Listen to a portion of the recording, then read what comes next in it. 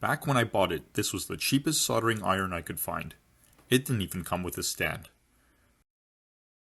My biggest grievance with it are its tips. They degrade quickly and lose their ability to melt solder, which is kind of an important thing for a soldering iron to do. Let's take a closer look at one. Basically, these tips are just a sharpened copper rod plated with something. Maybe chrome, I'm not sure. On this tip, you can see how the plating is flaking off. Compare that to an unused tip. Here's one that's in even worse shape. As far as I can tell, the plating is there to protect the copper core from being eaten by the flux in the solder wire. So, to refresh the tips, you can't simply sand them down.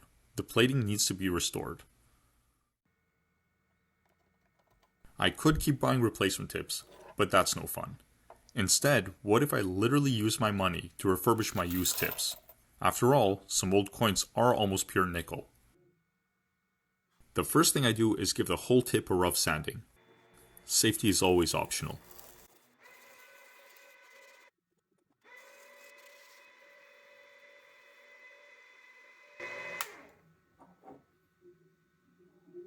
Next, I focus my sanding on the pointy end of the tip.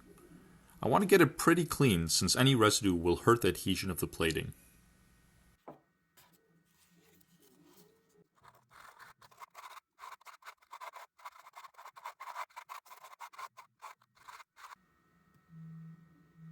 Now I'm ready to plate. This greenish bath is nothing more than vinegar, baking soda, and dissolved nickel from old nickels and dimes. I chose nickel plating simply because it's easy and it holds up at least as well as the original coating. The whole plating setup can be as simple or complicated as you want to make it. For example, you don't need a power supply to get plating. You can use a simple wall adapter or even just batteries. But having the ability to adjust voltage or current can help make plating more consistent. And yes, I did cobble this one together myself. Positive wire to the nickel source, negative wire to the part, and then it's bath time. You can start to see bubbles forming on the part, which means it's plating. But the bubbles are not a good thing. Where they sit on the part, they block solution from making contact and cause plating defects. To avoid this, I shake the part around during plating to dislodge the bubbles. This part only needs about 10 minutes in the bath. If it took longer, I'd probably build something to agitate the solution instead. Straight out the bath, it looks pretty good, but a little buff with a Scotch-Brite pad will make it even nicer. I was curious how much nickel actually gets deposited on the tip, so I waited before and after plating. It's barely 1/10 of a gram. This means an older nickel has enough metal to replate 45 tips, while a dime can do about 21. Now let's test this tip out.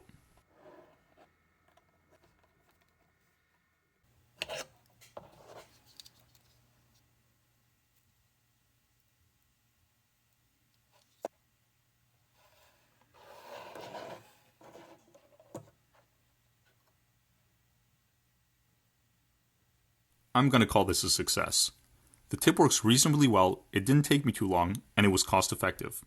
I personally like having an electroplating setup because it comes in handy now and again. If you want to try this yourself, keep in mind that newer coins aren't pure nickel anymore. They're generally steel with a nickel plating.